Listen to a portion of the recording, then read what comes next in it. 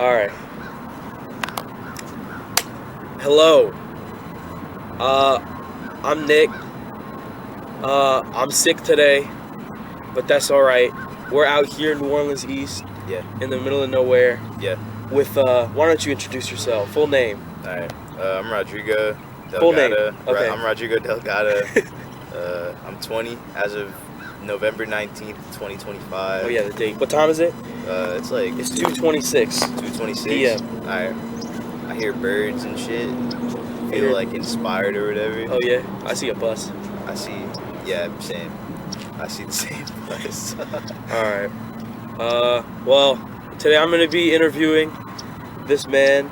He's kind of a local legend, if you ask me. He is a man of many passions and professions. Yeah. You are in how many bands? I think as of today, 4. 4 bands. That's a lot of bands. You're in school. Yeah. You work. Full time. Yeah. Full time in school. You work. You also do photography. Yeah. That's a lot of shit. It's fucked up, but like it's cool. I can't complain, man. I love what I do. Shit. So let's get started. Alright. All right. How you? First, let me ask how you doing today. I'm doing alright. What'd you do today? Shit, I had class. I've been up since like 7 o'clock this morning. Okay. So like, which I don't know. Usually I've been sleeping pretty bad, just cause like I don't sleep enough. But like I got like 7 hours of sleep, which was kind of clutch. I don't feel like shit today, so that's a good thing. Speak for yourself. Yeah, man. I needed that. I needed that so bad. Yeah. Well, let's see. You woke me up. Called me at like Yeah. I think 11. It was like I got out of class at like 11:20. Yeah. I was still kind of asleep. Yeah. I wrote these questions today, last minute, because we not prepared out here. We do this. We run and gun. That's the best way to do it. Yeah. It's raw. This is real. We outside. Yeah. Okay. So, all right. First question. I guess you've already introduced yourself. Yeah. Where you from? You from New Orleans? I was born in Oakland, California. Okay. But I moved to New Orleans like I want to say it's been like 10 years now. My mom's from here, so when my parents separated, she was like, I want to go home. So, been out here ever since. It's been crazy. Very eye-opening experience to spend half of my life in 2 different like states, Oh yeah. What's your shoe size? Dude, I wear a 10 and a half. I don't know if that's like big or small, but like I think it's average. I How think tall so. are you? I'm 5'8", Okay. 5'8", 10 Yeah, and a I half. think that matches. I'm like normal dude size Yeah, right that's now. normal. Yeah.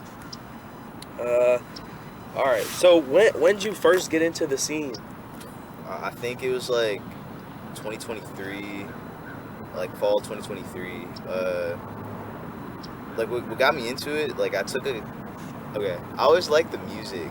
Like I always loved heavier music, but like what I thought was heavy at the time isn't really what I think is heavy now. Yeah. It's different, Yeah. Like I was listening to like Slipknot and shit like Oh, that. yeah. That was literally it though. I mean, don't that's what I think- got on too. Yeah, like I don't know. I wasn't really into like a bunch of shit when I started out, and I took a class in high school. I was taking a photography class, and I was like, "Yo, this shit's dope." And I was like, maybe I could like do something with this. And I was like, let me try to like go to like concerts and take pictures. And like I didn't realize that like going to like the bigger concerts is like it's not as easy as just paying for a ticket and bringing your camera. You have to like jump through hoops to do that. So I was like, I'm gonna just start local, go to like the local shows and go from there. First show I went to was September 23rd, 2023. It was a show at Parasite. I showed up late to the show because it was my brother's birthday. So the first and only band that I saw that night was Drem. And Shout out Drem. that's pretty much it. That's like where it started for me, and then it just kept going from there. Oh yeah. So you said Slipknot. Was that like the first like I guess like rock or metal band that like really introduced you to it, or was there something before that? I want to say yeah. Like the thing is like my dad doesn't really like listen to heavy music, which is like where a lot of people like get it from is like their parents. My dad didn't really listen to heavy music. My mom didn't really listen to. She doesn't listen to any rock music or anything like that at all. But like my dad was listening to a lot of like like Nirvana and shit when I was Okay. younger. So that was like what like got me into like I guess like rock music as a genre. And then I came across Slipknot because there was like this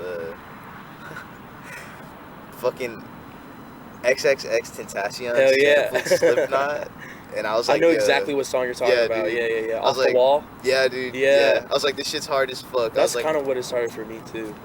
like, you know, Just the rap, like emo, like kind of yeah, alternative rap. yeah. That shit was hard. It was Really good. bridged the gap. It was really good. That's like what opened that door for me. I was like, I really like that sample. I was like, I wonder what it's from. Yeah. And then started listening to Slipknot, and it took me a minute before I really got into like everything else. But like, you know, that was like the kickstart. Hell yeah.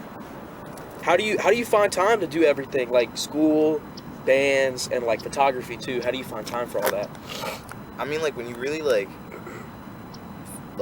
love like what you do, you kind of like make the time, even if you don't have it. You know, like I don't know. I'm in school every day, like Monday through Friday, and like I always make sure that like no matter what I got going on, I can go to band practice or like I can play guitar at my house. Like I think I live with like 6 people, I want to say. So it's like it's not really easy for me to play guitar at home, like especially like on the amps or whatever. So like I'll play unplugged in my room. Like if it's just me, I'll do that. And sometimes like when I'm walking to school and stuff like that, or just like if I'm not home and I don't have access to a guitar, like what I'll do is like if I have an idea for like a riff or whatever, I'll like go to the voice memos app or whatever, and I'll just like record myself humming it. And sometimes like I'll come back to it like a week later and I'm like, yo, this shit's good. And sometimes I'm like, what the fuck was I doing? But like, you know, it's like you do it so much, it's like it becomes a part of like your everyday Right. life, and it's like you always want to do it. Yeah. And like, you know, I don't know, it's cool. Like I fuck with a lot of the stuff that I'm doing, and like sometimes it feels like it's a lot, but I try to be like optimistic sometimes, even when it's like hard, and just think about like, you know, this can be something. It doesn't need to be, but like it can be. And that doesn't necessarily mean like it can be something financially, but more so like, dude, everybody that comes to the show is gonna have a good time, and that's like, that's enough for me. Shit. Even if I walk away making like $2, like I don't care, as long as like I had fun and then like everyone around me had fun. It's like that's like the big picture for me. Oh yeah. Yeah. So you hear that? This man busy. He busy. He make time. He makes it to band practice. Yeah. So there ain't no excuses out there. Go to Yeah. band practice, practice and play shows. Pick up that damn instrument. Yeah. Learn It how don't to matter play, what bro. it is. Just play it. Just do it. Just do it.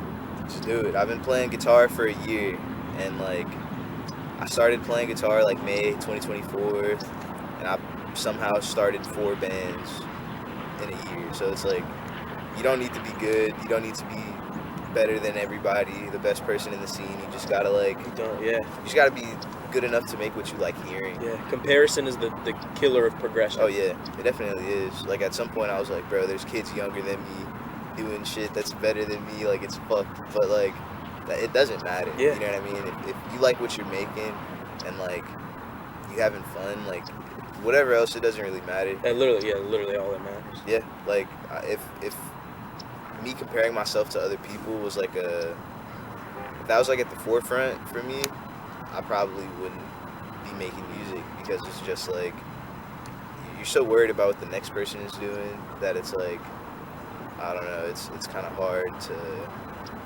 become your own person, have your own like identity with like, I guess, making music, you know? Because like this shit started with me buying a guitar on Depop for like $200.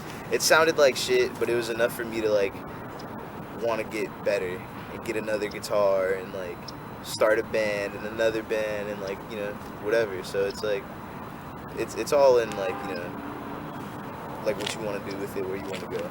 Oh, yeah. So for you personally, what's the best and worst part of being in a band? Like, what do you love the most, but like what is also like, what do you detest about parts of it? Okay. I If think there is any. the one of the best parts, because there's like, I'd say there's more than just like one specific thing for me. I try not to rank them, you know. But like one of the best parts is like all of my bands. I'm only in bands with like people I'm friends with. You know? Yeah. It's not like, cause like I hear shit about like how people like hate their band members and shit. So I'm really glad that I can't say that. You know, like I love my friends. I love that my bandmates are my friends. You know, so it's like just going to practice and hanging out pretty much. Like we're hanging out, but it's like we got shit to do. You know what I mean? It's not just like, oh, let's sit on the couch and like talk for like 2 hours. It's like, yo. Yeah, and that's hard to find like a group of people that like you mess with, that you're really cool with, and then y'all all have like that drive to like want to get shit done. You have like, you know, whether it be like a deadline. Yeah. And y'all all like collectively like come together and make shit happen. Yeah. And within like a fair amount of time too. Yeah. It's so important that you like like you don't need to like rush anything, but if you give yourself that deadline, it's like it pushes you. You know what I mean? Like we started Days of Grief, I want to say like late August, and we played our first show November 1st. So it's like what we had 2 months to get a set together, and like that sounds like a lot of time, but if we're only practicing like once a week, you know what I mean? It's like you don't take that shit lightly.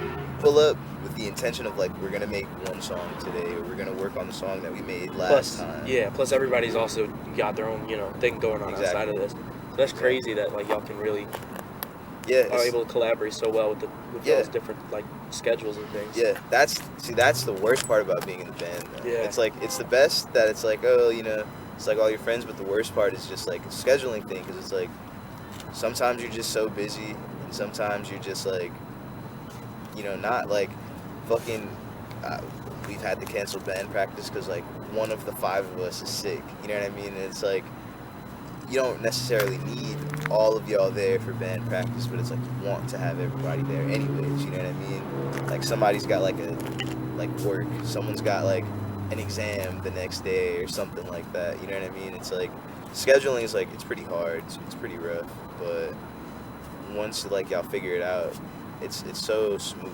you know what I mean? To like carve that specific time out just for like band practice and stuff like that. Yeah. What was your first show like? Where and when and how'd it go? So like the first show that I ever played was for Gall. That was like my first band to like do shows, like really like go somewhere. And the first one that we played, it was a month after we started the band. We started Gall in October. We played our first show in like November. Played at the Free Store. We played with Knife in a Gunfight, Fear of Loss, and Dream.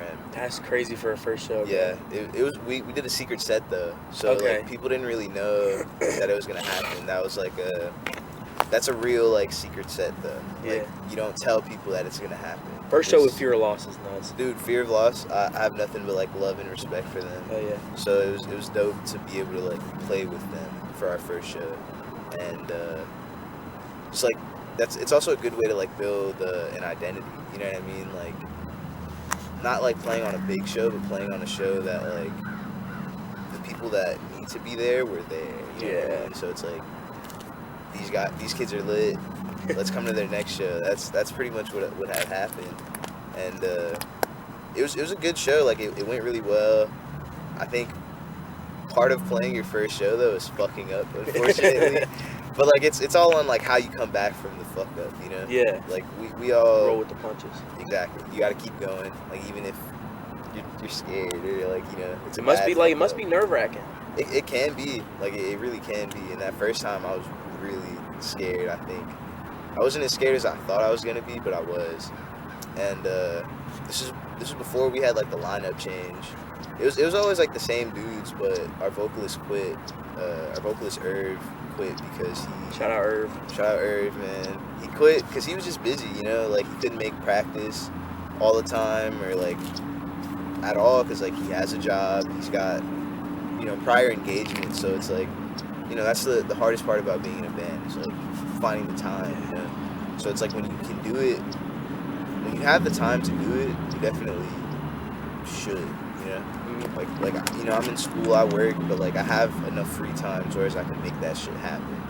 And it's not the same for everybody, but I'm glad that I can. Yeah. So it's like you know, when I can make it happen, I make it happen. So yeah, but Irv had to quit, so we had to figure out who was gonna be doing vocals. Eventually, I just was like, I'll do it. Like fine, I guess. So I just had to get over that like stage fright, and it went pretty well. Like I think it worked out in the end.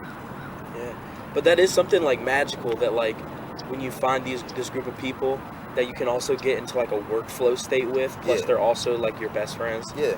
That is dope, and then y'all can really put shit together. Yeah, it's a lot easier to like just try shit too when you're with like you're doing shit with friends, because it's like you're like, yo, check this shit out that I just started doing, and it could suck, but it could also not, you know. Yeah. Like just bouncing ideas off of like people that you're like comfortable with. It makes that like that writing process so much easier.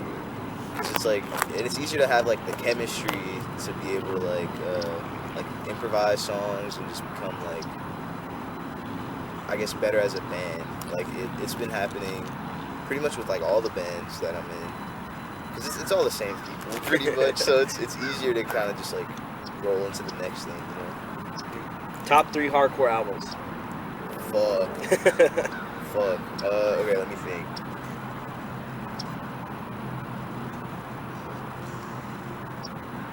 I gotta check my phone. That's okay. Cause like I know the 3, I just don't. I want to get the names right. No Order, at all. Eye Against Eye by Bad Brains. That was Hell yeah. pretty fucking big for me. Fucking Satisfaction Is the Death of Desire by Hatebreed. That is like.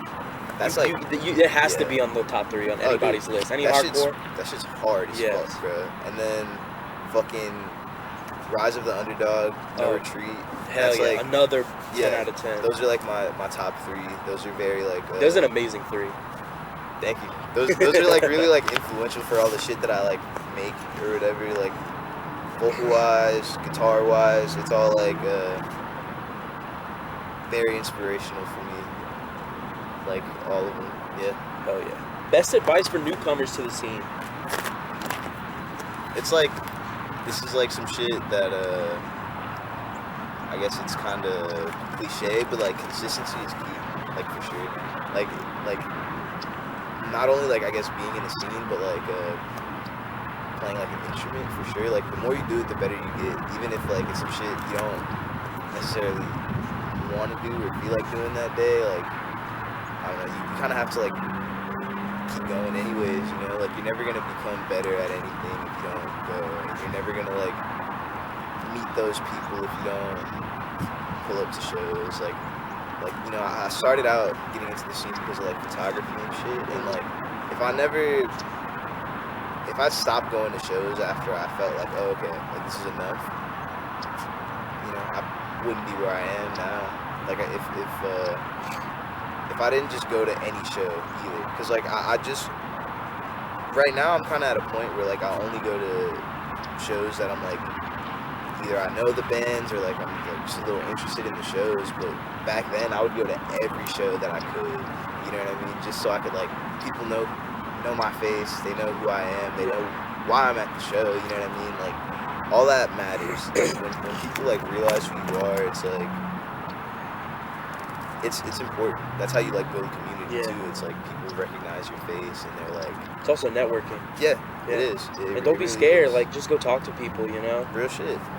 Like don't worry about like how you dress or anything. Yeah. Like, there's no uniform. Like we kind of all wear similar shit, but like we all wear it differently. Yeah. You know what I mean? Like don't be nervous. Like everybody there is super welcoming. And like a big thing is like this shit is not like fashion, bro. Yeah, it's not fashion. That's another thing. That's another thing a lot of people culture. think. It's culture. It's really culture. The fashion's a part of the culture, but like, that's not the whole thing. It's not like how you wear, bro. It's not like how you wear it. It's like the shit that's like, you know, on your mind and in your heart, bro. Like it's deeper than music. I think that's like the biggest piece of advice I could give to anybody who's getting into the scene. Like it's not just like good music. It's not just like cool band shirts, you know what I mean? There's a reason that hardcore is hardcore. You know, there's a reason that bands. Sorry, now you can. There's a reason that like people write these songs, and it's not just to look cool. Like sometimes it is, but that's not who we're talking about. Yeah. That's not who we're looking towards. You know, there's a reason for everything, and like you gotta know that it's not just something that's like cool for an image. You know. I'm gonna quote Live Without. This isn't just music; it's a state of mind. Yeah. I don't know if you ever heard of that band. I have. Yeah. That's the Denny's Grand Slam band. Yeah. They, like, when I heard that lyrics in that song, that really like. Oh yeah. It just all makes sense. Yeah, because it's. I think a lot of people. Because that encapsulates it perfectly. Just that one little sentence. Yeah.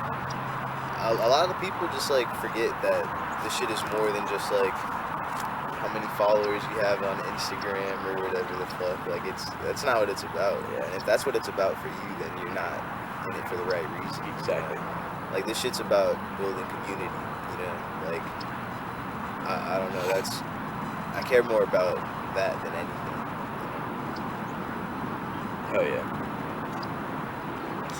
Look, it feels nice right now. Yes, I feel a little breeze. Yeah, I like that.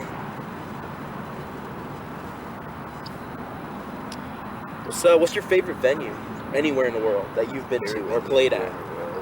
I love playing DIY spots. Like my favorite like local venues for sure, the Fred Hampton Free Sword. 100%. S tier venue. S tier local venue. Another spot that I really like. Let me see. Dude, I never played there, but I really want to. The Firehouse in Birmingham, it's so dope. It's for sure like it's got that community feel, kind of like how the Free Store does, except it's in Birmingham, and rather it being like an old dollar store, it is a firehouse. Like That's sick. It's awesome. It's raw as fuck. I saw Your Arms Are My Cocoon out there. I saw them back in January. That shit was dope. Another spot that I really like. I really like South Bend Commons in Atlanta.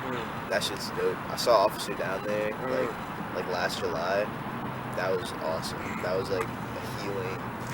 All of it was just really nice. That's another thing about this shit. Like, it's really an outlet for like people that I know necessarily not everybody has anger issues. I knew growing up, I definitely had some anger issues. Yeah. I was a badass kid in school, especially middle school, where I've been suspended like so many times. Oh.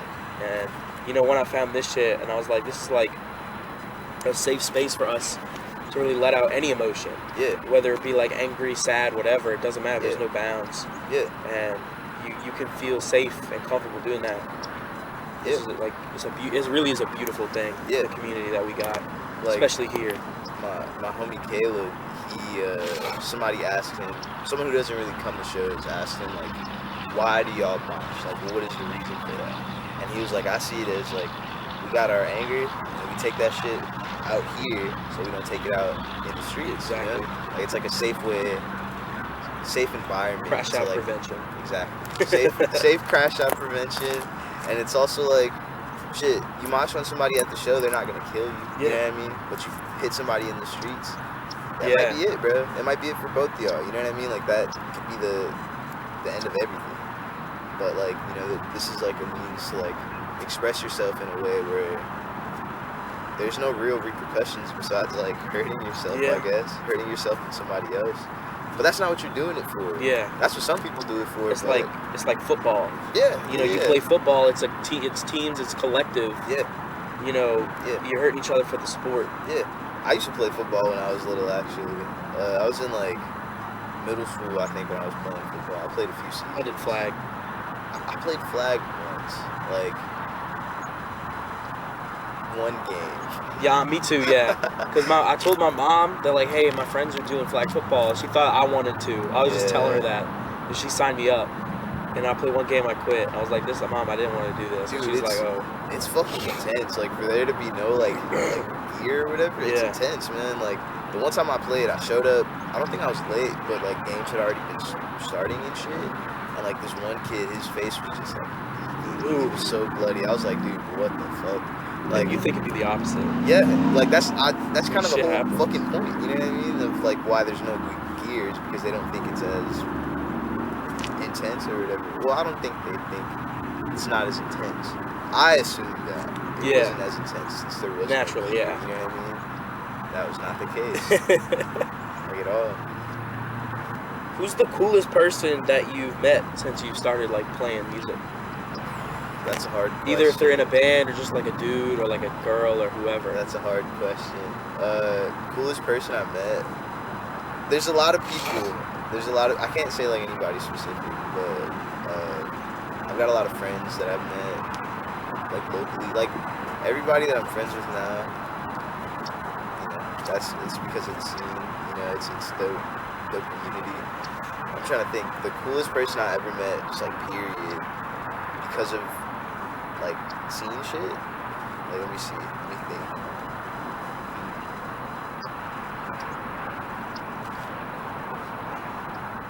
It's a good question.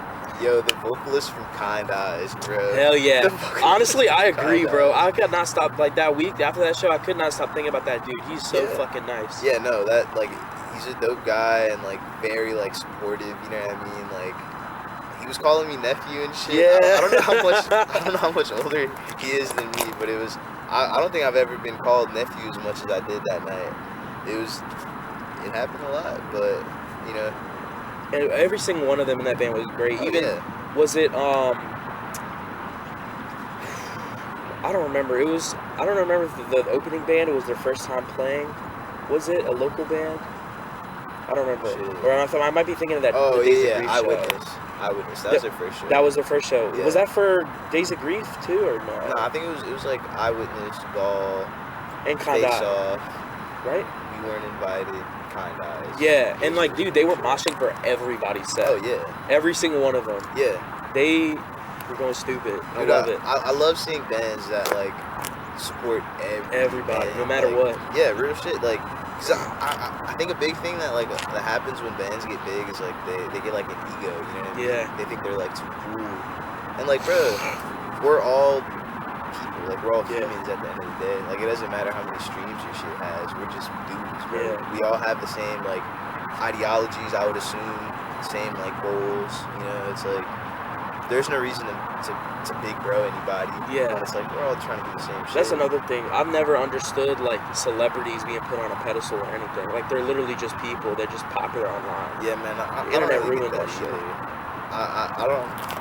I'm not really a big fan of like celebrities as a whole. Like, I don't really. I try not to like keep up with it. Yeah. Like, I can admire like, you know, someone's like an actor or like a musician, but it's never like some like I'm not paying to meet anybody. You know what I mean? That shit's crazy to me. Like, dude, when Chris Brown played New Orleans, bro, I had to like drive through that area. It was fucking ridiculous. Yeah. Where'd he play? The Superdome? Dude, he played like the Smoothie King Center or something like that. Traffic fucking sucked, but it's like everybody was going to see Chris Brown. He's a piece of shit. So yeah, like, literally. And oh, sorry, you go ahead. Nah, but like, you know, people are like paying for meet and greets. You know what I mean? I don't know. And there's no reason tickets should ever be $100 plus for one artist show. Yeah, dude. Like Chris Brown, Young Boy, I think, played recently here. Billie Eilish played recently here too. Yeah. Cause I mean, I work in the quarter. Yeah. So I take Poitras home because I live uptown. And just like there's so many people on Poitras and shit, it's so hard to drive through there. But like I'll be looking up the ticket price and it's ridiculous. Like you got this big ass Superdome. It's literally called a fucking Superdome. You can fit thousands and thousands of people in there, and they pay him $100 plus for just seats, and that's crazy. And that's like nosebleed prices sometimes. Yeah, literally. You know? Like, and they might have like one or two opening acts, but it's like you're paying $100 to see like 3 people. $100 minimum to see 3 people. That's crazy. Like they're definitely making well beyond what they need to be making. Because they're selling merch and shit. You know what I mean? Like it's like I don't know. I think to an extent though, it also goes back to like the venues, because like the venues have to name their price too. You know? Yeah. And like I think the venues are for sure like milky. Yeah, they're definitely like responsible. But I mean, I can at least say for like I think Billie Eilish, like a lot of the money that she has goes to like a lot of different benefits for people. I heard because my girlfriend's a big fan and she went. Yeah. She went both nights. Hell yeah. She spent fucking so much money. But I mean, hey, it don't matter what you like, you know. Yeah. Listen to whatever makes you happy. But I personally find it hard to justify like ticket prices. Yeah. Like I think the most I've ever spent on like a ticket was for like I went to like this fucking festival in Memphis called Pest Fest. Yeah. That shit was dope. I think it was like maybe like $45 I paid, and I saw like fucking 12 bands in one day, dude. Like that's cheap as fuck. Yeah, really, $45, 12. Dude, and it was crazy. I saw like No Cure, I saw Ingrown, I saw Gorilla Glass, Drop the Blade, Fuck yeah, Ballista, like so many just like amazing bands all in one day for $45. And another thing, you and Aiden went, right? Yeah, we did. And you were and when y'all were driving back, the car broke down. Yeah, tell me about that. Fucking, I guess it was because like we kind of just got back from touring for like 2 weeks. Like we were driving in the Northeast or whatever, and we drove to Memphis in one day, and then we were gonna come back the same day because I had like school the next day or something like that. And on the way back, I went to sleep and I wake up. We're pulling into this gas station, and the car sounds like shit. Like, it sounds really bad. And I want to say the transmission was cooked, bro. Like we broke down in Jackson, Mississippi. Like golly, we had to wait. Like mind you, Jackson is like 2 hours away from New Orleans, so it's like we had to wait for somebody to come get us. We didn't make it to my house until like I think it was like 7 or 9 o'clock in the morning. Shit. So it was pretty scary. You went to school that same day? I don't think so. Like there's a chance that I did, but I you don't even remember. I don't. You were that cooked. It was fucked up. Like I was sleeping. I was sleeping in because Aiden's grandpa picked us up. I was sleeping in the back seat, no seatbelt. This was on me, and he hit like the craziest fucking pothole. And I literally flew up and hit my head on the car, dude. That shit blew me up. What kind of cars he got for you to hit the head? Dude, it was like a fucking like pickup truck. Damn, so those are tall. Yeah, like it was a pickup truck. You got some airtime. Oh, I did. I flew low key. I don't think anyone knew, but dude, it was crazy. I've never felt so much like pressure on my head and neck at the same time. It felt like a screenshot. It was so scary. A screenshot is crazy. I walked away fine, I think. Alright. Dream lineup. Who would you really want to play with? And where? What venue? I think I have to go like specifically for each of my bands. So like if it was like one of my hardcore bands, Shattered Realm, I'd want like Officer Down on it. And these could be bands that are active or inactive. Okay. Shattered Realm, like early 2000s Shattered Realm. Okay. Fucking Officer Down. Right now they're just good, so it'd be fun to play with them.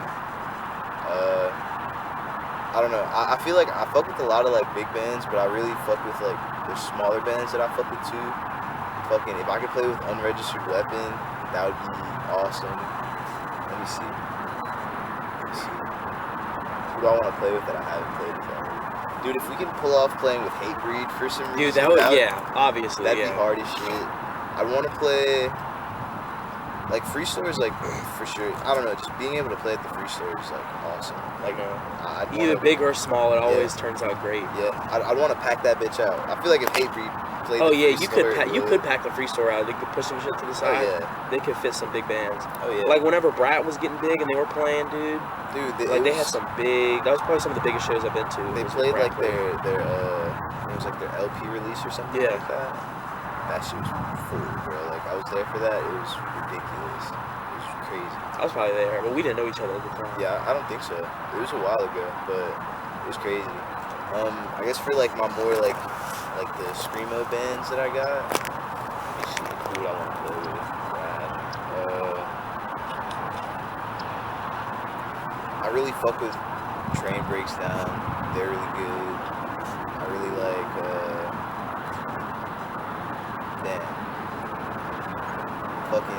I'd really want to play with Catalyst too. Train breaks down, Catalyst,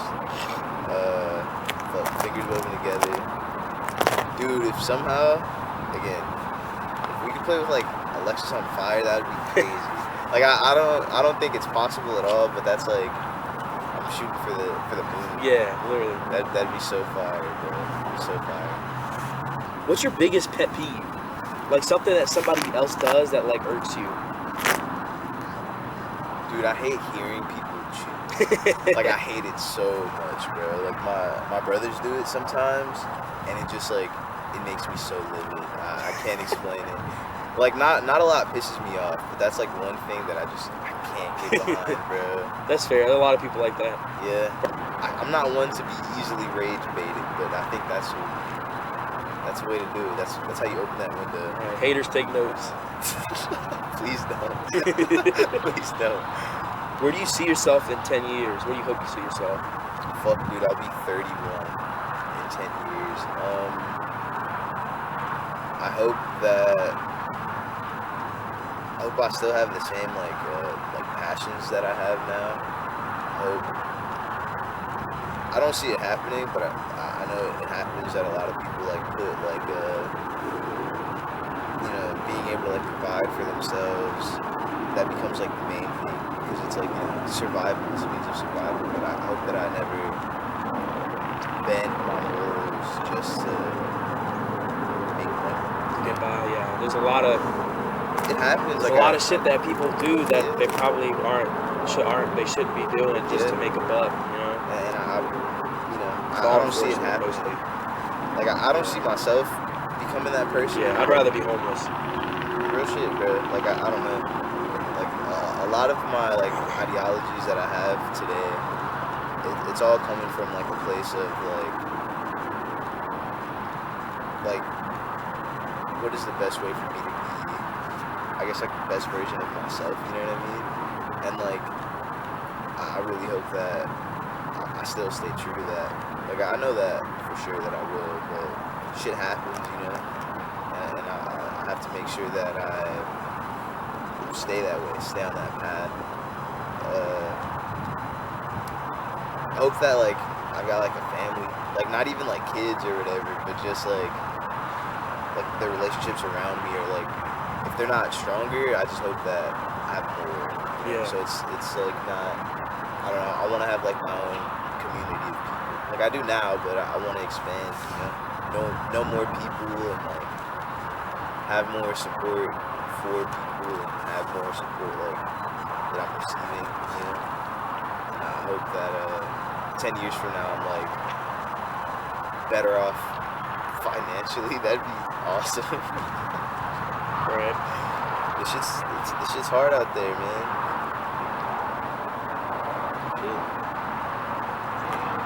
One more sillier questions. Cats or dogs? Cats. I don't like barking. I like dogs. I love them both equally. Yeah. But last year I got 2 cats. Yeah. And They're goated. they are. I've had dogs my whole life. Yeah. But I've enjoyed having cats more, so I'm gonna say cats. I had dogs when I was younger. Like my cousins had like fucking golden retrievers. I had one, and I don't know why they named him this. I feel like I had something to do with that. But What's his name? was Gordo, which is fat. That was his name, and he was cool. Like I fucked with him, you know. I don't like barking. Like I'm not a loud person per se. So like for my pets to be louder than me, Yeah. fuck, you know. But I fuck with dogs. I like the idea of dogs. Yeah. But I think cats are like. I agree. I think so as well. Faygo or Big Shot? Big Shot. Piss off some ICP fans. They'll be okay. I'm not like a huge soda drinker. Like not anymore. But like a good Big Shot, bro. What's your flavor? Dude, fucking the pineapple. That's like S tier. Same. I fuck with like the fruit punch one is pretty good. I don't think I've had that. It's good. If I'm not tripping, like I know it exists, and it's red. Okay. It's good. I haven't really had like hella Faygo. I might have had like one that I remember having was like for some reason it was like the cotton candy or or something Okay. like that. I don't really like cotton candy flavored anything. Cotton candy's cool, but like, why do I want a cotton candy flavored soda? Right. Not to like, shit on it. Yeah, not to shit on the circuses. Or Yeah, for anybody that wants it. any circus goers out there. Yeah, love what you love, but big shots like, look, you got it. I agree with you on the pineapple. Yeah. I also like the cream soda. Soda one. Is it like clear or is that Yeah, it's the red? clear. Yeah. Okay. Does they have a red cream one? Yeah, they probably do. Yeah. What was your first job? My first real job, dude, I worked at the fucking zoo. I worked at the gift shop. Hell yeah. I was in high school. It was like, I think my junior year, so this was like right after COVID. And it sucked, bro. It really sucked. They don't value you.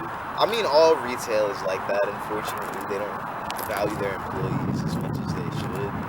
But like the zoo it was not good. Yeah. It's not even the worst job I've ever had, but it wasn't. I've heard horror favorite. stories because my current coworkers used to work at the zoo. Dude, it's bad. Like, I don't know. Like, one thing that I didn't really like is like they would make you say like, oh, like, hey, like, cause, it's retail, so it's like I'm checking people out, I'm selling shit, and they'd be like, hey, you have to make sure that you ask if they want to leave a donation to help feed the animals, which I don't have a problem with at all. I don't remember if you told me this before or one of my Yeah. other coworkers that said this too. Maybe it was you, but go ahead. No, I know what you're about to say, bro. Like, the problem with that, just like asking that question, is like everywhere that someone goes, they ask that. Yeah. You go to the food court, you buy your fucking chicken tenders, they're like, hey, you want to donate? When you buy the tickets, they ask you that. You know what I mean? So everywhere that involves money, they ask you that. So it's like the gift shop is usually like the last place people go. They don't want to spend more money than they have the whole time they've been there, And then like you do all of that, and then like you're doing it for like you get like a reward, right? And for like I want to say like 2 months, I had the most in donations because I was an overachiever for some reason. And they gave me like a $10 Walmart gift card, like a Walmart gift card, bro, $10 for 2 months in a row of being like the best donations or whatever. After that, I just stopped giving a fuck. They were like, oh, like you have to bring up more. Like, I think I got written up because I wasn't making enough. Like I didn't meet their quota. Yeah. But then I was like, I don't give a fuck. Like y'all aren't doing shit for me that like, makes me want to do more. Like, Exactly. I don't know. Not enough places value their workers. Like They don't. I don't know when though. It'll like how long it'll take for them to figure out. But like the better you pay and treat, the more loyal workers you're gonna have. Yeah, and then the more likely they're gonna want to do what they want you to do. It's proven. Like it's happened so many times. Right. Where, like the pay goes up, so does the fucking work morale. You know what I mean? I don't know. I had a homie in high school who he worked at the aquarium. I think he did like something with the photo stuff. I don't know what. Because I do a similar thing on the boat. Yeah, like you sell the photo packages and shit like that. That's like what he was doing at the aquarium, and he got like the most something sales or something in a month. His reward, they gave him like a hot chocolate bar. Bruh. I'm pretty sure that was it. So it's like, dude. That's like a slap in the face. I think he quit after that. Yeah, I wouldn't blame him. I think he did. Like, I don't know, dude. That shit sucked. And they expect you to, like, do it with, like, a smile on your face, That's not how that shit works, bro. What's your favorite hot sauce? Favorite hot sauce? Yeah. Sriracha. Yeah? Yeah. That's, like, I don't know. It's good. It's, like, sweet, low-key, which I didn't think I would like that, but I do. What do you put it on? Dude, you put it on anything, bro. Like you put it in, like, soup. Yeah, bro. Okay. That's what's best for. Soup, Yeah, like pho. Like pho, bro. Sriracha with pho. That's like S tier. Shit. If I have like a little burrito, it might be crazy, but I'll throw a little sriracha on there. I don't think that's crazy. I think that's good. Okay. All right. Like I like Crystal. I fuck with Crystal. It's my favorite. It's good. Pizza, gumbo, jambalaya. It's got that little twang to it. Yeah. I like that. Shout out Crystal. Yeah, I fuck with Crystal. Sponsor us. Please. Personal question, but how does like who you are being like where like your background and like you being a black man like affect like what you do in like with music and photography? Have you found out that like you get treated differently or better? Yeah. Or do you have anything that you want to say for other people like that are like not white that want to get into this shit? I mean, like the biggest thing, and I don't know how like you know, I've traveled a lot in the U.S. seeing like different scenes and shit, and like for sure, like you know, depending on where you are, it's gonna change like the demographic and all that. But like you know, I'm black in the South, you know, so it's like already it's like I'm in a lot of places that I want to be. I not necessarily shouldn't be there, but like I get looks, you know. Yeah, same. And it's Well, just being not for me. You yeah, know, but just obviously white. yeah, But like just the way I dress and stuff. yeah, man. Like I don't know, like your background plays like a very big role. Unfortunately, yeah. A big role in just like how people perceive you and like you know whatever. And like a lot of scenes you go and you just see like a bunch of like white kids, bro. And like that's you know that's fine, but it's like there's definitely like black and brown kids who like want to get into the scene, but they're like, oh, I'm like the only person here. Like I don't.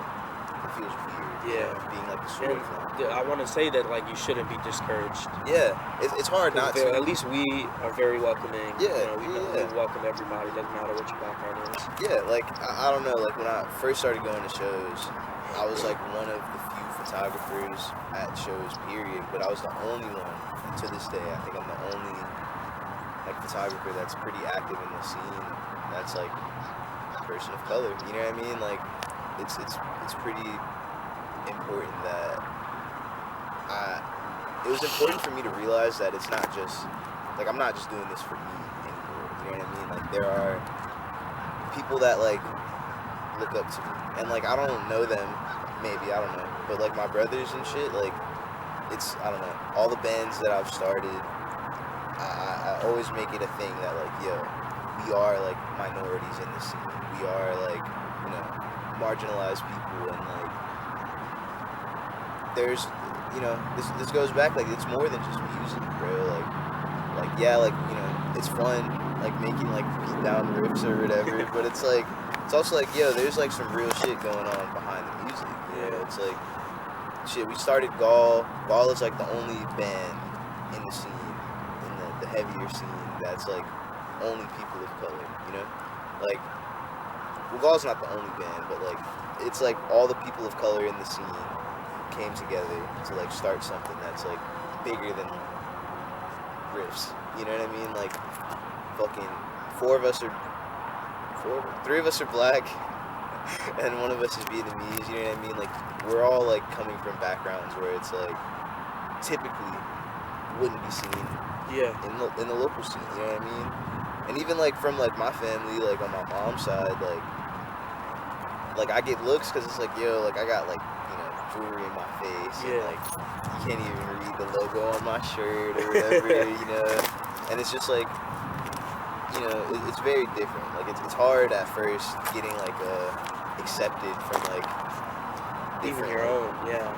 But it's like you don't do the shit for them, bro. You do it for you, and that's like when you realize that, it makes it so much easier. Like you don't really care about how many people are at shows that look like you. Like, yeah, it matters, but it's not the main thing, you know? Like, eventually, at some point, I started to realize that whenever I play, there are more people of color in the scene. They're at the shows, you know what I mean? Like my bands bring out a more, like, diverse crowd, which I agree. I've noticed that 100%. I love that, bro, because too. It's not just, like, fucking... There are more than white people in the scene. Yeah. There's more than just fucking white dudes with fucking blonde hair and blue eyes or whatever, you know? It's really important, like not even just as like a musician, but as like any kind of artist, you know, that like whatever you make, it's like it's always gonna be more than just what you're creating, because it's not just like oh let's make something fun. It's like how do I make something that's like I'm putting my heart into this, I'm putting like my history into this, you know what I mean? Like everybody that I've ever met, everyone that's ever like inspired me, it's like I'm doing this with like with them in mind, you know? Yeah. CD, vinyl, or tapes? Fuck. Okay. I'll rank them. Okay. I'll try. Cause I fuck with all three. I think for like for the means of like being able to just like bring it wherever, CDs, tape, and then vinyl. But like if I had to like pick of the three, it'd be like vinyl, tape, CD. I think. I don't know. It's something about like the record. Cause it's like it's not like something small. You can't just put it in your pocket. Yeah. You know what I mean? Like this shit, it's big, bro. And you have to have a good setup for it because it's like music is precious, and this is kind of like it mirrors that, you know. But I fuck with everything. I collect all of them. Like I've got some of everything. I have too much of everything actually. Vinyl's the one thing I haven't got into yet, just because of how expensive. Yeah, it gets expensive for sure. Like having a good like record player. Like you can thrift a good one too. Just gotta know what you're Be vigilant. Keep looking. Yeah. But on that note, what's your favorite music shop? Music shop? Yeah. Dude, Sisters in Christ. One of the best record stores I've ever been to. Because it's not just a record store, you know what I mean? Like, there's like...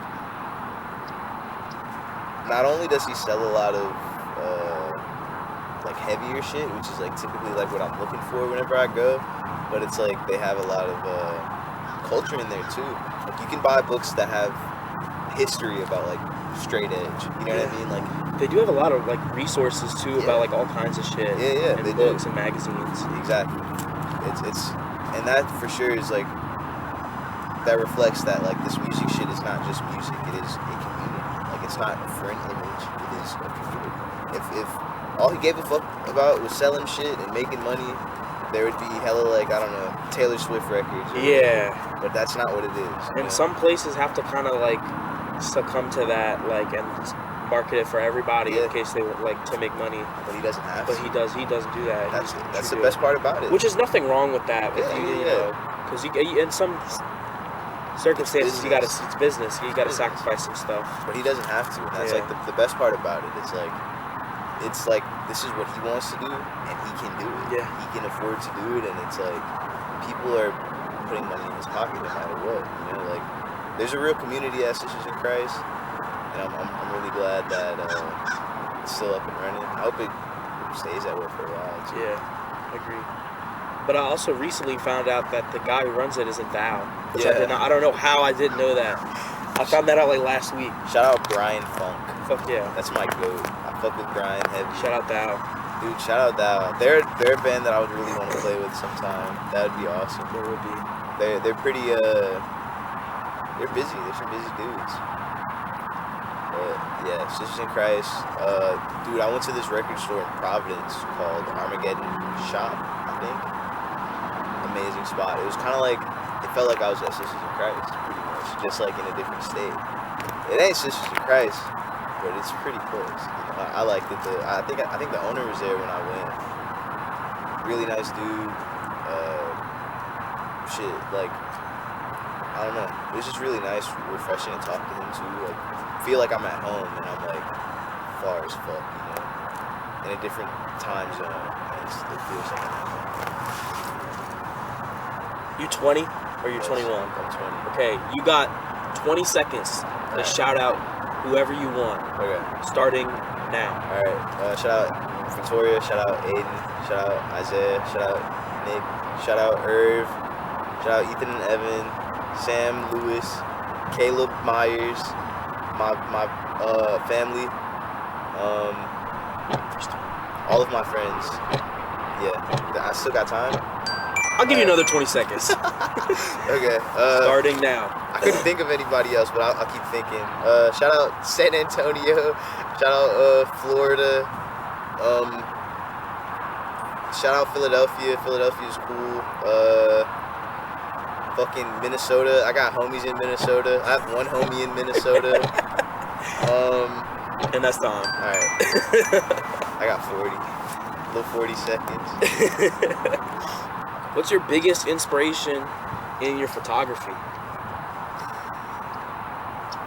And I'm gonna put some pictures up too. I'm gonna edit some of your pictures so everybody can see. Low key, I didn't really have a lot like when I started out. Cause like I don't know, it was kind of weird. Like when I was in high school, we were taking pictures of like, I was taking pictures of like my friends in high school and shit, and like flowers and plants and all that. And then when I started doing like band shit, I didn't really have like a specific reference actually, which I don't know if I still have one to this day. Like I kind of just, when I started out, I would try to do something different every time. Like I didn't have like the best camera equipment. I bought something from my girlfriend at the time. I bought a camera for like $250. It was like the body, the lens. You know, I didn't even have like an external flash, nothing. I was just taking pictures, and like what I would do. First show I ever did, I think I took the pictures in black and white, and some of them turned out pretty good. The second show I did, I was like, same shit, but I tried to do like a lower shutter speed, which I think I leaned into that a lot more. Shutter drags? Yeah. That's what I recently am obsessed with. I've been doing a lot more of that. Like once I figured out how to do it, I did it a lot. Like dude, my settings are fucking cooked right now. Like it looks crazy, but like I know what I'm doing, so it worked out anyways, you know what I mean?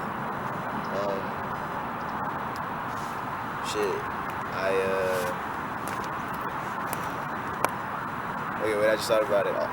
I'm out of time, but shout out Louisiana Hardcore. Fuck, I didn't really have like any like inspiration or reference. Like now I do for sure, cause like I've made a lot of friends. I want to say, I don't know if like I'm friends with these people, but like for the most part, it's like there's photographers from like out of town that I like look up to. Like, there's this dude in Atlanta that does some dope shit. There's some people in Texas that do some dope shit. There's some people in Florida that do some dope shit. Like I don't know. I don't necessarily like have any like inspiration with that, but I'm always trying to try something new.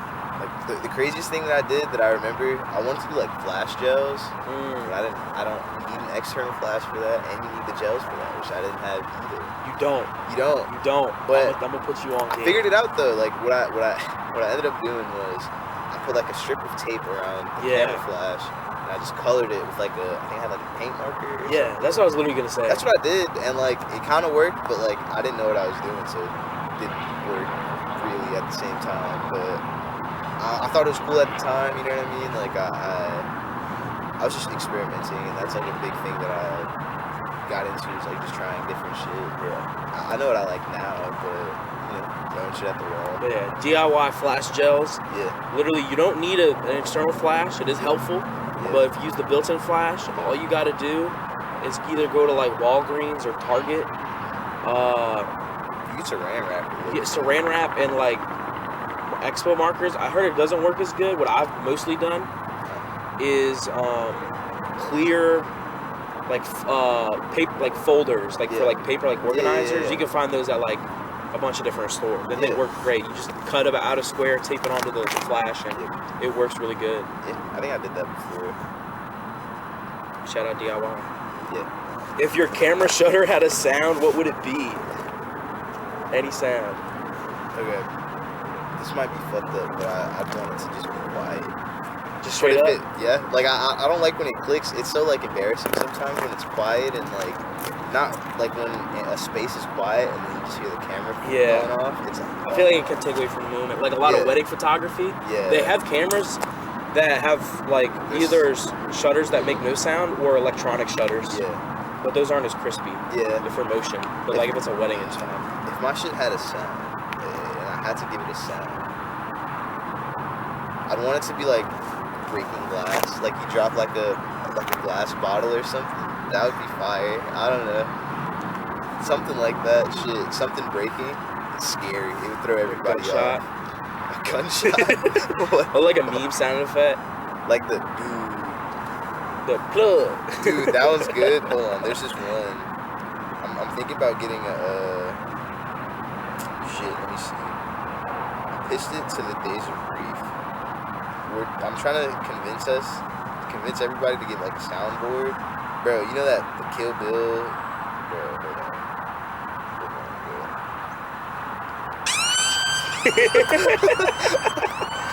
Yeah. That'd be good. I think that's another good one. That might be the one, actually. Okay. I think that might be the one. I like it. What's the biggest thing you want people to take away from your photography? Or your music? You can say either both. The this all started with like just a dream, you know, like I'm nobody, bro. Like I'm really not. Like everything that I do, I'm for the most part like self-taught. Like I learned how to play guitar from YouTube videos. I learned how to get good pictures and shit from YouTube videos. You just have to like, you all get out of it what you put into it. That's like the biggest thing that I had to learn was like, it's not even like a money thing. You put your heart into something some more, you get more out of it, you know? Like I wouldn't be good at taking pictures if I didn't fucking figure it out and try it, you know? Like it's, the more you do it, the better you get. That's also another thing. Like consistency really matters, bro. Like I said, like if you know, even if you feel like not doing something, like the more you do it, you're gonna get better. You know, like I wouldn't be better at anything if I didn't keep going. Even when like I had days where I was like, fuck, I just played the worst set of my life, or like these pictures fucking suck. Like if I just quit, you know, I wouldn't be anywhere, you know, and I figured it out. I got my shit together. It's actually another question that I forgot to ask. What you just said about the worst set. I don't know if I asked it already or not, but I'm gonna say anyway. What was your best and worst set? Okay, I'll start with the worst one. The worst set that I've like played, it wasn't even like bad. Like I didn't play bad. It just was like a shitty show. We were on tour back in July, and we were playing in Salem, Massachusetts. So everybody was like, yo, that's gonna be crazy, Salem, whatever. We showed up like an hour too late to the show. Damn. Like we couldn't find any parking in the fucking area. Oh, so it was bad. When we pulled up, it was our time to play. So like we had to like hurry up and get our shit together. Dude, I was wearing shit that I was like, I only wear like in the car. So like I played the set in a hoodie and basketball shorts. Fuck it. Like that, like fuck it, but like fuck, you know. We pulled up into the venue and they were like, yo, like y'all are late as fuck. So like and like I know it's like two of y'all, like the bands, it was drum and ball, like I know it's two of y'all, but like only one of y'all can play a full set. Which I think our set was like capped at 15 minutes, which is fucking ridiculous. And I was like, we're not doing that. I was like, we're not gonna play one band or the other because it's not fair. Like we drove all this way just to play one set. It's not happening. We just left Philly, you know what I mean? So it was like a few hours. It was a long time. So the compromise, I was like, we could just play like one song each band, which was shit. It was so shit. Like the sets went fine because you're only playing one song. How do you fuck up the whole set? You know what I mean? But it was whack. And so each band, Ball opened up with that, played one song. Dren played like a song and a half. But the biggest problem was like the venue was like, hey, we've had some problems with people like hardcore dancing, so you can't incite it. Like if it's, it was one of them venues? Yeah. Oh no. But it's like, why host a hardcore exactly show if you don't want people to mosh, bro? Like and then mind you, like the other bands were backlining our shit, so like the other bands got to play on our equipment more than we did that night, which was fucked. And then on top of that, during the last band, some dude was like two-stepping, and the dude who told us we can't incite moshing like went up, put his hand on dude's shoulder, and was like, stop. And mind you, he's just two-stepping in place. He's not doing anything crazy, but it's like, why are we here?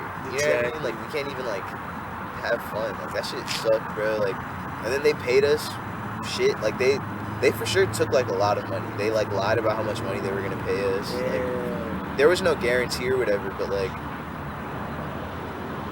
I don't know. They kept money from us, and they were like,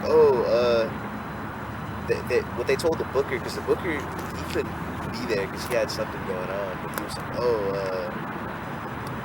yeah, like the reason why like y'all got so paid is because they thought another band was on the bill. And I was like, if they thought another band was on the bill, why were they so punctual about the times? You know what I mean? Like, why couldn't we play a longer set if they thought a whole other band was on the show? You know, like if I don't know, it was weird. They were pretty much making up excuses so they could pay us less, I want to say. So it took us a few days to get the money from that show, and then the first time we got paid, it was like, just got Venmo'd $25. Like that's 3 people paid for the show. That's you know fucked, bro. Like it's driving out that far too. But I know y'all are on tour. Y'all going other places still. And also we have to eat. Like, Yeah, we have bro. to eat, bro. $25 is That's not gonna even feed- gas. It's not, bro, and it's not gonna feed 5 fucking people, bro. That was like the worst show that I've ever played. I want to say one of the best ones. I've got like some local ones that I've played that are pretty good, and out of town ones. Gall's first show, not Gall's first show. Days of Grief's first show. That shit was awesome. That was a great show. It was really good. Like, it wasn't like the show wasn't like super packed or whatever, but there was a lot of people there, and like Homie shit. yeah, it was homie shit. Like it, and the best part about it is like what makes Days of Grief important is like everyone in the band is like, for the most part, like you know, a marginalized person type shit. Like, we've got women in the band, we've got black people in the band, so it's like, you know, it's all like people who are like typically like oppressed in one band, and you know, that's what we saw at the show. Like, a lot of people of color, a lot of women were at the show, a lot of like, you know, non-binary people were at the show, just seeing everybody. And it was all female fronted too, the whole lineup. Yeah, and like everybody was moshing. Like, it wasn't just like dudes moshing, you know what I mean? Like, that's like a good thing. It's like when it's not just like your typical like big ass fucking 200-300 Yeah, pound. motherfuckers like me. Yeah. Dude, I love everybody. I just had to say that. I love everybody. Me too. But, you know, just like when it's not like your typical like people at the shows, that's I love to see that. That was like the best show. And mind you, that was the first show. We've only played 2 as of today, but that was like the first one was really good. Like, we were kind of like fucking up, but that's a part of playing your first show. But it was still like, it was fun. It was really fun. Turnout. It was dope seeing all those different people. And the best Gaul one, like one of the best ones that we played, was for sure like when we were on the road. When we played Providence, that one was really fun. I've never played on a stage that high at the time, and there were so many people who was fucking with us. We played like an art gallery. That was cool. Providence. Bro, the one we played in Brooklyn, I want to say might have been like 20 people there. That shit was awesome, though. Like, it wasn't that many people because there's other shows happening in the city. That shit was so much fun, bro. I don't know what it was. I was like jumping. I've never jumped before. Like, I'm too big for that shit. But I was off the ground. It was awesome. Yeah. Okay. If your band had a signature scent, what would it be? And it could be you can do any of the bands. Okay, I'll do all of them. If Gaul had a scent, it would be beer. If What beer? What beer, dude? The Godzilla PBR. It would be that beer specifically. Is that different, or is it just Godzilla? I think it's the same, and Okay. Godzilla's on it. Well, fuck but yeah. It would specifically sound like a Godzilla Tall Boy PBR. If Days of Grief had a scent, it would be like a sandalwood candle. Like, I know it's like very different, but like that's what it would be. No, I see the vision. Yeah, I can't explain it. It's like it's a rugged scent in a way, but it's like also like smooth. You know what I mean? I was thinking like some kind of wilted flower. Yeah, I can see that. I think Angel's End, that would for sure be like a wilted flower. Yeah, I think that's more fitting. Angel's End is way more like wilted flower. Quarto, let me think. Dude, it's low-key like all over the place, but I think it would be on some like a Red Bull, like just the regular flavor. Like, that shit is like battery acid. Low-key, I don't like the scent, but like, you know, it'll wake you up, I guess, and I'm hoping the band does the same shit. Oh yeah. If what's a music genre you listen to that people would like not expect at all? Shit. I don't know. I really fuck with like it might be like, I guess, cliche, but I really like R&B. Like, I listen to R&B a lot. Shit. Let me think like what's a good like hidden gem. I don't know, bro. I fuck with a lot of shit. So like R&B for sure. Like, I really fuck with like, I don't know how to pronounce it, so I really hope I'm not wrong. But there's like this artist from Oakland. Her name's Guapale, Goapele. That shit's dope. Like, I was listening to it like a few months ago. It's very like nostalgic. Her music, Dude, Keisha Cole is goated as fuck. I be crying to Keisha Cole sometimes. Hell yeah. That shit's fire. Fuck with Ashanti. Aaliyah's dope. Sade is dope. Fucking, let me see. Let me think. Dude, Erykah Badu, that's like S tier. Like, that shit's fire. That shit's so good.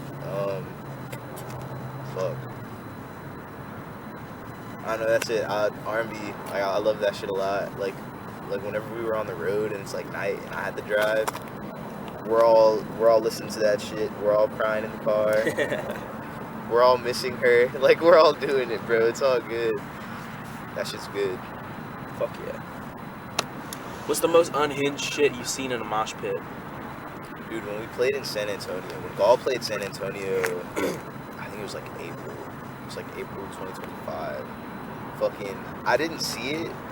I saw a few different things. There was a lot going on. But we're like on the stage and like there's a dude doing push-ups. That's like whatever, right? But that was my first time seeing it from like a performance perspective. And I was in like disbelief. And then I was watching like, dude, the bartender at the show, he was literally on the stage with us, like recording us. Like his phone is like this far from my fucking face. That shit was awesome. That shit was amazing. And he was like it was so weird. He was doing everything but his job. I love him so much. I don't know him. I don't know his name. Hope one day I can meet him again. But fucking, there was like a video that he was recording of him like walking around. And I just was like watching it for some reason because I didn't watch the whole thing the first time. I watched it like a day later. And it was during our set, during like one of the breakdowns. He caught footage of like some dude got on the floor and like some other dude jumped off of his back and like punched somebody in the pit. That shit was hard, bro. I've seen that like a couple times. I think that's just cool. It's one of the craziest things that's ever happened at one of our shows, but also like one of the greatest things that's happened at our shows. Hell yeah. I want to see that more often. Minecraft or Terraria? Terraria, low key. I fuck with Minecraft heavy. Like it's for sure like it's hard, bro. You can't compare like two bad bitches like that. You know what I mean? It's not easy to do that. I've bro. never played Terraria. It's good. It's like it's more like a platformer though, but it is there's a lot going on. Like the way like Minecraft today has like so many like options and shit. Terraria has been like that from the beginning. Like so like now it has way more shit. Like there's like thousands of items in the game. If I'm not tripping. Like it's a good game. It's pretty difficult too, depending on. Like, I heard it's hard. Yeah, dude. There's like it has difficulties like that you can play, but I have fun. I think all of my homies fuck with it too. Like Isaiah has played Terraria more than anyone else that I know. It's Really? kind of crazy. He's got like when we were in high school, he had like hundreds of hours in the game. Damn. But it's probably way more now. But I don't know. Terraria's goated. Walmart or Target? Target. Walmart feels like Republican. Yeah. Target, they're both shit, but like, yeah. like Target has like a homey feel to it. They got like the yellow lights instead of the white ones. Yeah. You know what I mean? Walmart feels like a warehouse where I'm about to get backdoored or something. Yeah. Favorite childhood show or cartoon? I used to watch Invader Zim a lot when I was younger. Like my cousins had the DVDs, like the whole, all of it every season. Hell yeah. That shit was goated. Fuck I yeah. fuck with like Courage the Cowardly Dog. I rewatched that recently, bro. Jesus Christ, it's crazy, bro. It's unhinged. It is. It really is, dude. I like a lot of shit like that from when I was younger. My favorite like movie though, from when I was a kid though, Cars, bro. The first one. Have you seen any of the Cars movies? Yeah. Dude, that first one like, it's got like some weight to it, bro. Like rewatching it as an adult. I'm gonna have to because I don't know. I recommend it, dude. I watched it like it's like after COVID. It was one of the last times I remember. I don't remember how long it was after COVID, but that shit was crazy. I was like on the couch like invested, dude. I was like, what the fuck? What's about to happen next? Real shit. It's crazy. Apparently, I knew the script when I was younger. I don't know how true that is, but I knew it like word for word at some point. That's what my mom said, bro. What's the biggest giveaway someone's a poser? biggest giveaway, dude. Whenever they're like flexing like that Instagram shit, like I always like, I don't know, especially like at shows, bro. That shit do not matter, bro. Like that's one thing that I'm like, okay. Just for Instagram. This guy, yeah. When like, they're recording just for the gram, and dude, shit. yeah. And they're not even tagging the bands. Yeah. Another thing, like fucking, when people are at shows and they're always like recording everything, bro. I hate that shit. Like, bro, you paid your $10, your fucking, your $20, whatever. Live in the moment, dude. Like, if you're gonna record it, like if you're gonna record a song or two, like that's chill. But like if you're recording like the whole set on your phone, and it's not even like, you're not like horizontal, you're recording it vertically, so it's very clear that this is for like Instagram or something, you know, like that's whack to me. I don't really like that. Like I've seen like I follow a lot of people that are in bands and they'll post shit like that, and this dude, he was like he was performing, and there were so many phones, like so many like camera flashes from the phone. It was just like a picture of it, and I was gonna respond like, not a phone in sight, but I bit my tongue. It probably would have been funny as fuck if I said it. I should have. I'll say it next time, because I'm sure it's gonna happen again. Yeah. It always fucking does, but it's a disease. It is, dude. Like, I don't know. You're at the show, man. Just like be present. Be there, bro. Talk to people. Yeah. Mosh. You don't even have to mosh. Just be up front. Yeah. Like, bang your head a little bit. You don't gotta be on your phone all the time, though, man. What's a tattoo you really want? I low-key have the money right now. I just haven't.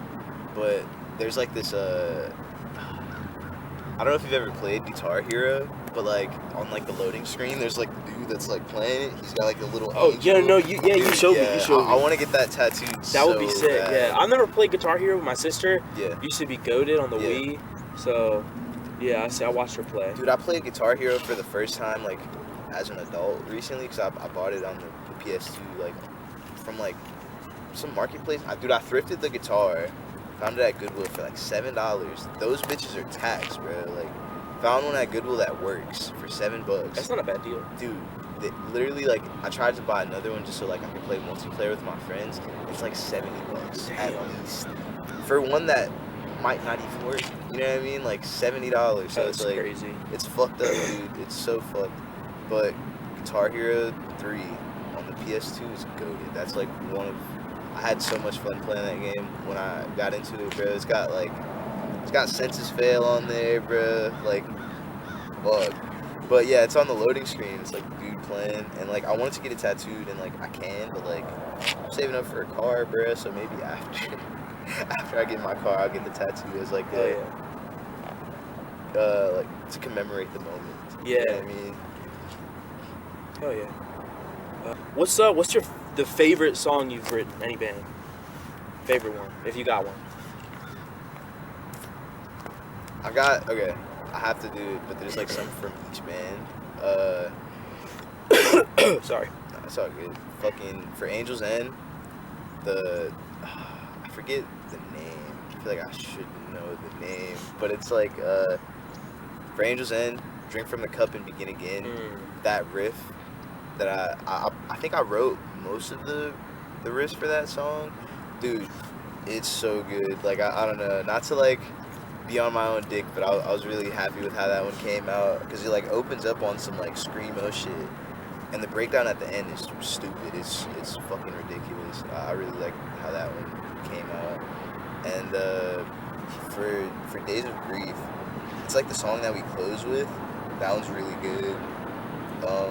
For Gall, like my favorite, I didn't write most of it, but Fuckle is like I don't know, it's fun. It's so fun. It is a play. fun ass song. Like of all of my bands, Fuckle is like my favorite song to perform for sure.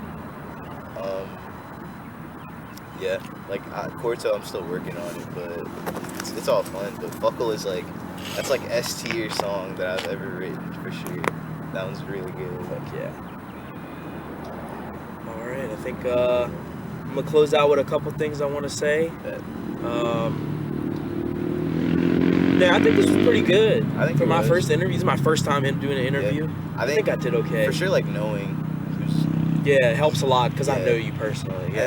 Either like knowing who like interviewing and like from my perspective. I feel like if I was being interviewed by like someone I don't really know that well, I'd probably be like A little closed off. Yeah, that's fair. Yeah. All right. I just want to say, you know, fuck with Rodrigo. He does a lot of shit, and he doesn't want to admit, but like I think that he's really significant. You know, 4 bands. Yeah. Angel's End. Fuck with Angel's End. Fuck with Gall. Alright. Fuck with Corto. Alright. And fuck with Days of Grief. Alright. Days of Grief. Fuck with it. All right. He does photography too. Yeah. Hit him up. Let him do some pictures. He's good. I work for the low. Sometimes. And booking as well. You do booking. Oh, yeah. Low Shoulder. Shout out Low Shoulder.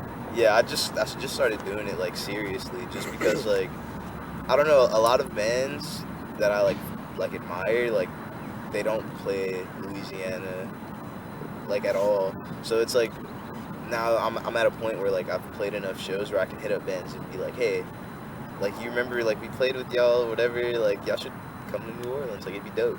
And it's been working for the most part. I just gotta like book the show. So I started taking it more serious because of that, and I have the platform to get bands that I want to come to New Orleans, and I've been doing it so far. 2026, I've got like some crazy shit lined up that I'm really looking forward to, and it's early 2026, January, February. Let's go, dude. I'm hyped. You really do it for the love of the scene, man. Dude, yeah, I don't make any money from any of the shit that I do, except like taking pictures, and that's most of the money that I make. I put it into like my band shit, you know what I mean? Like I have to buy equipment. I don't know. I don't really profit off of anything that I do. That's and I do admire that. And I mean, eventually you will if like you're consistent. Yeah. You know, it's not easy, but I mean, even if I never profit off of it, I had fun. You know, like I love what I do, and I'm hoping 10 years from now, this is the shit I'm doing. Like, I'm still doing it, but like on a bigger scale. You know what I mean? Like that's really like what I want. You know. The final question. Yeah. Is there any like cool or big interesting shit that's coming up that you may want to tease right now? You got to make sure you're free. February 10th, 2026. I don't think I could say much about it, but it's like a Tuesday or something. Like, so it's kind of ridiculous, but it is going to be one of the biggest shows that I've put together. I'm happy to put that show together and play on it. I know that's a big thing that a lot of people do, is they play the shows that they book. I only do that when I'm asked, or if I can't find any other bands, but you know, that was gonna be cool. I'm hoping next year I can put out some music from like each of my bands, some new shit. Like Corto's got to put out our demo. Days of Grief is working on a split and a demo that we're trying to put both out next year. Angel's End is hopefully putting out something new. Ball might be putting out something new. I'm working always. Hell yeah. Let's upcoming shows. Let's let them know, so you know people can tap in. Okay. How soon are we talking? When's the end of the month is the Angel's End show? Oh yeah, November 29th. Angel's End is playing the first show that we've played since like June, because our vocalist Caleb moved out of town. Shout out Caleb. Shout out Caleb. Philadelphia. Shout out Philly. Shout out Emotional Music and shit. Yeah, I'm playing 3 sets actually, November 29th. We're playing in like Slidell at Aiden's house. House show. Yeah, house show. I don't think we've ever played anyone's house. I think this might be the first house show I've ever played. Yeah. And then December, Days of Grief has some shit every other fucking day. It's a blessing. I'm really looking forward to the show that we're playing. I think it's the 16th, December 16th. We're playing with The Kiss Before Dying, Memphis metalcore. They've been trying to play New Orleans for like 2 years. Every time they've pulled up or tried to pull up, it never happened. So this is like their 4th time, I think, trying to play New Orleans. And look, they're starting off their tour in New Orleans. So I feel like it's kind of hard for the beginning to go bad. Not to like jinx it, but I think it'll be good. It's going to be a good show. The lineup's pretty sick. I'm really looking forward to that one. And then January, Corta is playing. We're playing our first show, I think January 6th or something like that. Either the 5th or the 6th. It's like a Sunday or something like that. It's in Baton Rouge. Baton Rouge. I don't know how to say it. It's in BR. BR. It's in BR. It's in BR. We're playing our first show out of town, which is like, it'll be lit. I hope they fuck with us. I know they don't. I don't know if Baton Rouge fucks with like. I don't know if BR doesn't fuck with music that isn't super heavy, but we've got some shit. Some shit I think they'll like. I'm playing Days of Grief and Corto that day. It'll be good. I don't know. I've got a lot of shit coming up. I hope it all goes well. A lot of shit that hasn't been announced yet. That's why I don't. It's Can't say too much. That, and I also don't remember Fair, because it yeah. hasn't been posted. We gotta yet. get some food in our stomachs. Yeah, that too. I'm Yeah, hungry, bro. We've been here a minute. The sun was there when we got here. Now it's over there, bro. It's damn near set. How much bro. time is that? Like 2 hours probably. I think about like 2 hours almost. It's chill. I kind of like this. Yeah, this is cool. I could be here another 2 hours. Yeah, I could. But I gotta get some food. I gotta eat. All right. You got anything else? I think that's it. I think that's good. I think we gotta get some food. Shout out Wig Split. Shout out. I got more. I got more shout outs. Go ahead. Shout out DIY as a concept, as a culture. Do that shit, bro. Whatever the fuck you want to do, just do it. Make sure you do it with passion and pure intentions, because that's the best way to do it. Period. That's it. That's all I got. That's it. All right. Thank you all for watching. Salute. Thank you. Boom. We out. That was kind of Oh, shit. I dropped the vid. Dude, That was goated. That was dope.